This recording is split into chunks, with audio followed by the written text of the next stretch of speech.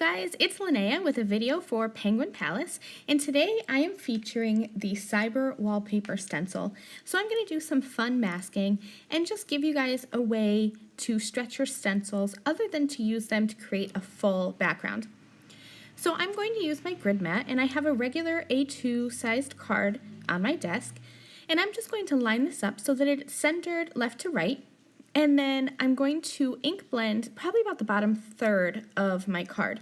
So I've used some purple tape to mask off the top half of the stencil. I have this so that it's lined up straight and that the masking tape is going to kind of cut the stencil right in half of those diamond shapes. So it's going to be a really clean look. I'm just going to blend on 3 different shades of purple ink, just to get a variation of color. And then I'm going to spray this, leaving the stencil in place with some silver glitter dust from iCraft and Thermalweb. And this is going to give it a pretty sparkly shine only where the stenciling is, so those white areas still remain crisp and white. For my image, I'm going to use the Fun Night Out stamp set, and I'll just stamp this little DJ onto some heavyweight cardstock with a Copic-friendly ink so that I can color him in. For the cat, I'm just going to use some warm grays. I have W0, W2, and W4. I started with my lightest, then to my dark, my medium, and then back over everything with my light again. And then I will give him a little bit of pink with an RV11 marker.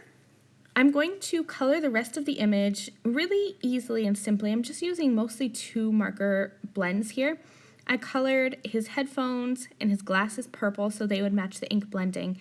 And then for the bottom of his little stand here, I'm going to be coloring it brown, just for a little bit of difference in color.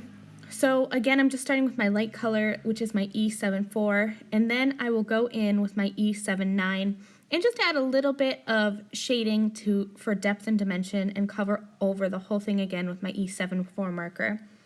Once I'm all done coloring, I'm going to use the Coordinating Fun Night Out dies, and I will cut out this little kitty.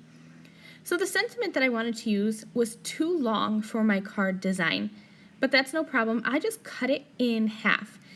And don't worry, this will not ruin your stamp as long as you cut in between the part that actually stamps. So for me, I cut in between 2 words. I just cut the photopolymer itself and not the actual part that stamps. So here you can see how well that sentiment stamped, and I can always mount that together and stamp it the way it was originally intended. I'm going to finish off this card with just a little bit of clear glitter over my stamped image, and that will finish this project. Thank you all so much for joining me. I hope I will see you next time. Bye!